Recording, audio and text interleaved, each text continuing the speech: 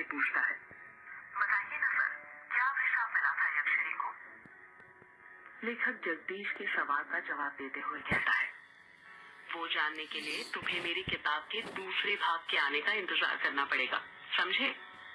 अच्छी marketing strategy है sir, किताब बेचने की।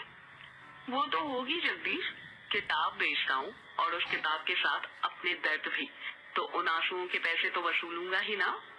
बस एक बात दिमाग में रखना कि कोई भी इंसान बुरा नहीं होता, उसे बुरा बनाया जाता है। मतलब यक्षिणी बुरी नहीं थी, उसे बुरा बनाया गया था, है ना सर? मैंने कहा ना, अब मैं किसी सवाल का जवाब नहीं दूंगा। जो जानना है किताब का दूसरा भाग पढ़ के जानना, समझे? बात करते करते लेखक की सिगरेट खत्म होने वाली थी और उसमें बस 1-2 कश ही बचे थे। जगदीश हिचकिचाते हुए फिर लेखक से पूछता है, सर एक बात पूछूं? तुम नहीं मानने वाले ना? ठीक है, पूछो। सर, आपकी बातों से ऐसा लगता है जैसे आप यक्षिणी को बहुत करीब से जानते हैं। क्या आपने कभी यक्षिणी को देखा है? सवाल सुनकर लेखक एकदम चुप हो जाता है। उसके चेहरे के एक्सप्रेशंस देखकर ऐसा लग रहा था जैसे वो किसी सोच में डूब गया हो और उसको कुछ ऐसा याद आ गया हो जो वो जगदीश को नहीं बताना चाहता था। जगदीश लेखक पर दबाव बनाते हुए पूछता है, क्या हुआ सर? आप चुप क्यों हो गए? बताइए ना, आपने कभी यक्षिणी को देखा है? क्या कभी आपका यक्षिणी से सामना हुआ है? लेखक सिगरेट का कश लेकर धीरे से कहता है, मेरा यक्षिणी से सामना नहीं, बल्कि मैंने तो खुद यक्षिणी के साथ। लेखक ने इतना ही कहा था कि तभी फोन कट हो जाता है। लेखक अपना मोबाइल देखते हुए कहता है, अरे ये क्या, फोन कैसे कट गया? लगता है नेटवर्क चले गया। ये गांव में यही प्रॉब्लम रहती है यार, पता ही नहीं चलता कब नेटवर्क आता है और कब चले जाता है। इतना कहकर लेखक उसकी कुर्सी के बगल में रखी बैसाखी के सहारे खड़ा हो जाता है। वो लेखक लंगड़ा था, उसका एक पैर जो था वो सही से काम नहीं करता था, जिसके कारण वो लंगड़ा लंगड़ा कर चलता था। उस लेखक ने बैसाखी के सहारे अभी 1-2 कदम ही आगे बढ़ाए थे कि तभी कमरे की लाइट अपने आप बंद चालू होने लग जाती है। लेखक कमरे के अंदर लगे बल्ब को देखते हुए कहता है, अरे अब ये लाइट को क्या हो गया अचानक? देखते ही देखते लाइट पूरी तरह बंद हो जाती है और कमरे के अंदर चारों तरफ अंधेरा छा जाता है। इतना अंधेरा कि लेखक को उसके हाथ पैर भी नहीं दिखाई दे रहे थे। ये क्या हो रहा है आज? कहीं वो आ तो नहीं गई? नहीं नहीं नहीं, ऐसा नहीं हो सकता, वो नहीं आ सकती। लेखक ने खुद से इतना ही कहा था कि तभी कमरे का दरवाजा जो बंद हुआ था वो अपने आप खुल जाता है। दरवाजे के बाहर से हल्की सी सफेद रोशनी आ रही थी। लेखक जल्दी जल्दी बैसाखी के सहारे दरवाजे के पास जाने लग जाता है। तभी कोई उसका पैर पकड़ लेता है और वो धड़ाम से नीचे गिर जाता है। मेरा पैर! लेखक धीरे धीरे अपने पैर की तरफ देखने लग जाता है, पर अंधेरा इतना ज्यादा था कि उसे कुछ दिखाई नहीं दे रहा था। लेखक जैसे ही अपना हाथ अपने पैर पर रखता है, उसको महसूस होता है कि उसका हाथ किसी दूसरे के हाथ के ऊपर रखा हुआ था। लेखक डर जाता है और झट से अपना हाथ अपने पैर से हटा लेता है। तभी उसे एहसास होता है कि अब किसी ने उसका पैर नहीं पकड़ा हुआ था। लेखक जितनी फुर्ती के साथ रेंगते रेंगते दरवाजे के पास जा सकता था, उतनी फुर्ती से जाने लग जाता है। लेखक दरवाजे के पास पहुंचा ही था कि तभी वो दरवाजा अपने आप बंद हो जाता है।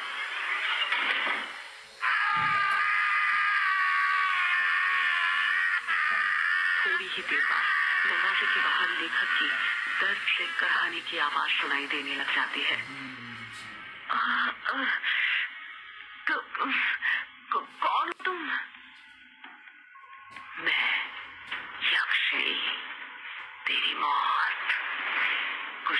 लेखक और यक्षिणी की बातें चलती है, पर उन दोनों की बातों की आवाज दरवाजे के बाहर नहीं आ रही थी। कुछ देर बाद लेखक की एक शोर से चीख सुनाई देती है।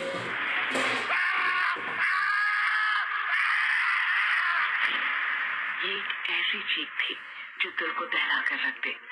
अगले ही पल दरवाजे के नीचे से लेखक का खून बहकर दरवाजे के बाहर आने लग जाता है। 13 साल बाद ट्रेन जो कि तेज रफ्तार के साथ पटरी पर भागी जा रही थी, ठीक उस तरह जिस तरह हमारी जिंदगी भागती है। फर्क इतना है, ट्रेन स्टेशन आने पर रुकती है, पर हमारी जिंदगी कभी नहीं रुकती जब तक हमारी सांसें न रुक जाए। युग, जिसकी उम्र 26 साल, गोरा रंग, चेक शर्ट, ब्लैक पैंट पहनकर विंडो सीट पर बैठा हुआ था और अपने कानों में हेडफोन डालकर पॉकेट एफएम पर भूतिया कहानी मेघ एक श्राप सुन रहा था। कहानी सुनते हुए ही युग विंडो के बाहर दिख रहे मेघालय के गारो पहाड़ की हसीन वादियों का मजा ले रहा था। वही गारो पहाड़ जिसका नामकरण तिब्बती तथा बर्मी जनजाति गारो पर हुआ था। गारो पहाड़ नीच चट्टान का बना हुआ था। पहाड़ों को चारों तरफ से सफेद बादलों ने घेर लिया था, जिन्हें देखकर ऐसा लग रहा था कि पहाड़ों ने बादलों की सफेद चादर ओढ़ कर रखी हुई हो। उन्हीं बादलों को देखते हुए युग की आंख लग जाती है। अभी थोड़ी देर पहले युग की आंख लगी ही थी कि तभी उसे एक एहसास होता है कि कोई उसका हाथ छू रहा था। कोई बार बार युग का हाथ पकड़कर हिला रहा था। युग बौखलाहट के साथ उठ जाता है और जब अपनी आंखें खोलता है तो देखता है कि उसके चेहरे के जस्ट सामने एक बुढ़े का चेहरा था जो बड़ी बड़ी आंखें करके उसे घूर रहा था। उस बूढ़े ने सफेद मटमैली सी धोती पहनी हुई थी। उसके हाथ पैर कपकपा रहे थे। युग सोचने लग जाता है कि पहले तो ये बूढ़ा मेरे सामने नहीं बैठा था, ये पूरी सीटें खाली थी, अचानक कहां से आ गया।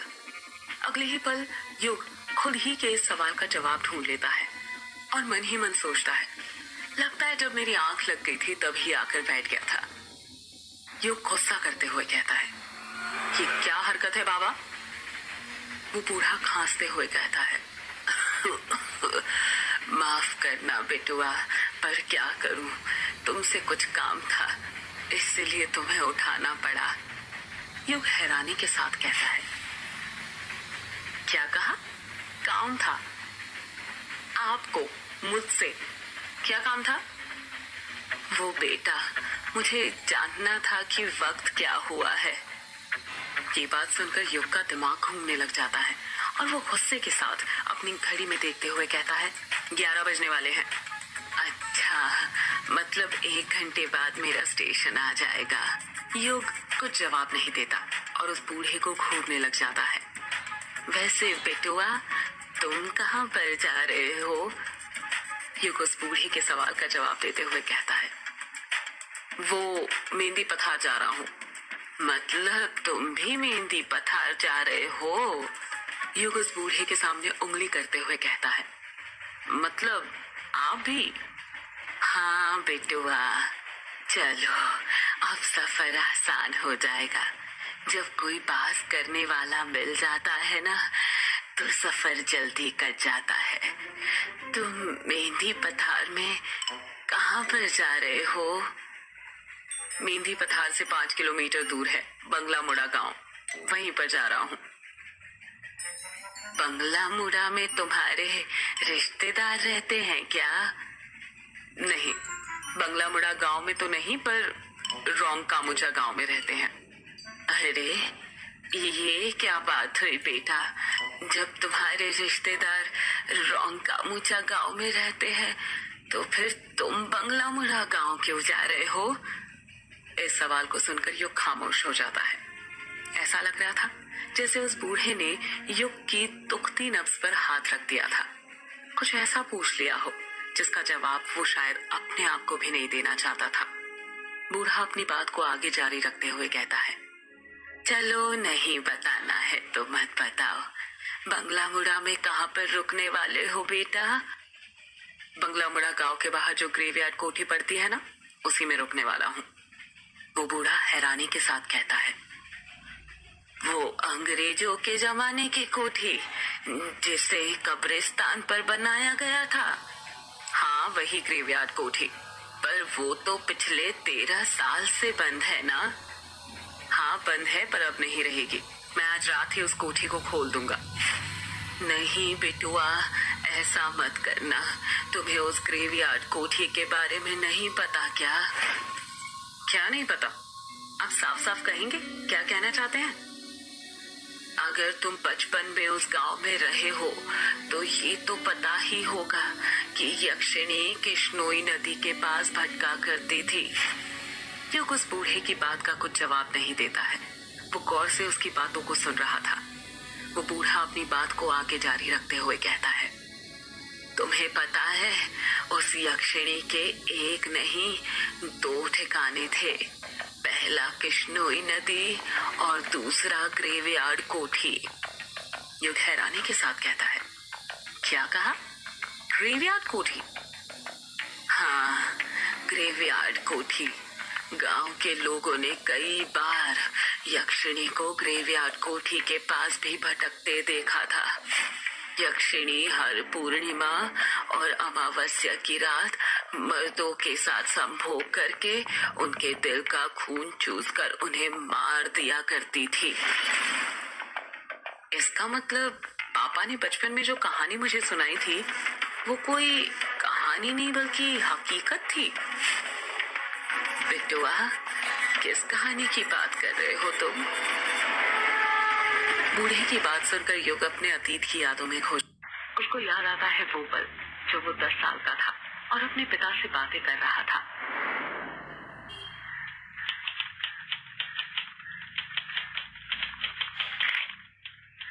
पापा पापा, क्या कर रहे हो आप? युग ने प्यार से पूछा। कुछ नहीं बेटा, कहानी लिख रहा हूँ। युग के पिता ने टाइपराइटर पर कहानी टाइप करते हुए कहा। क्या कहा पापा? कहानी? कौन सी कहानी लिख रहे हैं आप? यक्षिणी की कहानी बेटा। पापा, मुझे भी यक्षिणी की कहानी सुनाइए ना। नहीं बेटा, तुम अभी बहुत छोटे हो, तुम डर जाओगे। जब बड़े हो जाओगे तब सुनना, ठीक है? युग उदास हो जाता है और मुंह बनाते हुए कहता है, प्लीज पापा सुनाइए ना, मैं नहीं डरूंगा, प्रॉमिस। और आप भी कहते हैं ना कि अब तो मैं बड़ा हो गया हूँ और बच्चे डरते नहीं हैं बल्कि डराते हैं, तो प्लीज पापा मुझे यक्षिणी की कहानी सुनाइए ना। युग जिद करने लग जाता है और युग की जिद के आगे उसके पापा हार मान जाते हैं और उसे यक्षिणी की कहानी सुनाने लग जाते हैं। कहते हैं ये जो अपनी किश्नोई नदी है ना, बहुत सालों से वहां पर यक्षिणी डायन रहा करती थी। युग हैरानी के साथ कहता है, ये बंगला मुड़ा और रोमकामुचा गांव के बीच में जो नदी पड़ती है वहीं पर पापा? हाँ बेटा, वहीं पर। ये जो यक्षिणी होती है ना, इस जंगलों में या पानी वाली जगहों के पास पाई जाती है। हर पूर्णिमा और अमावस्या के दिन आने जाने वाले मुसाफिरों को जो रात में नदी पार किया करते थे, उन्हें ये लुभाती थी और अपने रूप जाल में फंसाकर अपना शिकार बनाया करती थी। कहते हैं यक्षिणी को कमल और चमेली के फूल बहुत पसंद होते हैं। वो हमेशा उसे अपने पास रखा करती थी। जिन पुरुषों को यक्षिणी अपना शिकार बनाती थी, उन्हें वो सबसे पहले कुछ खाने को दिया करती थी। खाने का? पर क्यों पापा? वो इसलिए बेटा, क्योंकि वो उस खाने में ऐसा मंत्र फूंकती थी कि जो भी पुरुष उसे खाता था वो उसके वश में हो जाता था। ऐसे ही एक बार यक्षिणी ने एक पुरुष को अपना शिकार बना लिया और उसे अपने वश में करने के बाद उसके साथ संभोग करने लग। युग बीच में ही बोल पड़ता है, ये संभोग क्या होता है पापा? युग का सवाल सुनकर युग के पिता चुप हो जाते हैं और वो बात को घुमाते हुए कहते हैं, ये आपके मतलब की चीज नहीं है बेटा। आप अभी छोटे हो ना, जब आप बड़े हो जाओगे तब हम इसका मतलब आपको बताएंगे। अभी आप कहानी पर ध्यान दो। ठीक है पापा, फिर आगे क्या हुआ? संभोग करने के बाद यक्षिणी अपने असली रूप में आ जाती थी। यक्षिणी का असली रूप बेहद डरावना होता है, इतना डरावना कि जिसे देखकर किसी भी व्यक्ति की थम जाए। अपने असली रूप में आने के बाद यक्षिणी अपने शिकार के दिल का खून चूस लेती थी। पर वो ऐसा क्यों करती थी पापा? क्या वो बुरी औरत थी? नहीं बेटा, यक्षिणी बुरी औरत नहीं थी, बल्कि वो तो बहुत अच्छी औरत थी, दूसरे लोक से आई हुई एक अप्सरा की तरह। तो फिर पापा वो आदमियों के साथ वो क्या बोला था आपने? हाँ, याद आया, संभोग करके क्यों मार देती थी? युग के पिता कुछ याद करते हुए कहते हैं, अभिशाप के कारण बेटा। कैसा अभिशाप पापा? बेटा, वो अभिशाप ये था कि युग के पिता ने इतना कहा ही था कि बाहर के कमरे से युग की माँ की आवाज सुनाई देती है। युग बेटा, ओ युग बेटा, चलो आओ, खाना खा लो, खाना बन गया है। युग अपनी माँ को मना करते हुए कहता है, नहीं माँ, मुझे अभी खाना नहीं खाना है, मैं पापा से कहानी सुन रहा हूँ। क्या कहा? कहानी सुन रहे हो? तुम्हारे पापा को कहानी लिखने और सुनाने के सिवा और कुछ आता भी है? जब देखो दिन भर कहानी लिखते रहते हैं, खुद तो बिगड़े हुए हैं ही, तुम्हें भी बिगाड़ने पर तुले हुए हैं। चलो जल्दी आओ खाना खाने, मैंने खाने की थाली बना ली है तुम्हारे लिए। नहीं माँ, मैं नहीं आ रहा, कहानी खत्म होने के बाद ही आऊंगा। क्या कहा? नहीं आ रहे? लगता है मुझे ही आना पड़ेगा, रुको अभी बेलन लेकर आती हूँ, तभी तुम मानोगे। पायल की बजने की आवाज सुनाई देने लग जाती है। ऐसा लग रहा था जैसे युग की माँ युग के कमरे की तरफ आ रही हो। कुछ ही देर में युग की माँ हाथों में बेलन लेकर उस कमरे में आ जाती है। युग को उसकी माँ का चेहरा दिखाई नहीं दे रहा था, क्योंकि उसकी बचपन की यादों में उसकी माँ का चेहरा मिट चुका था। उसे नहीं पता था कि उसकी माँ कैसी दिखती थी। उसको उसकी माँ की बातें तो सारी याद थी, पर उनका चेहरा नहीं। युग की माँ उसका कान पकड़ते हुए कहती है, तो क्या कह रहे थे बेटा तुम? कि तुम्हें खाना नहीं खाना? जरा एक और बार बोलना। युग चीखते हुए कहता है, अरे माँ, कान छोड़िए, दर्द हो रहा है माँ, कान छोड़िए, कान तो छोड़िए, माँ दर्द हो रहा है माँ। मामा कहते हुए ही युग अपने अतीत की यादों में से बाहर आ जाता है। जब युग अपनी आंखें खोलता है तो देखता है कि उस बूढ़े ने उसका हाथ पकड़ा हुआ था और उसे हिला हिला कर पूछ रहा था, अरे ओ बेटुआ, कहाँ खो गए? ठीक तो हो तुम? और ये मामा क्यों बोल रहे हो? अरे बेटुआ। युग बूढ़े की बात का जवाब देते हुए कहता है, कुछ नहीं बाबा, ठीक हूँ मैं तो डर ही गया था। युग बूढ़े की आंखों में देखते हुए कहता है, बाबा, एक बात पूछनी थी आपसे, क्या वो यक्षिणी अभी भी मर्दों को अपना शिकार बनाया करती है?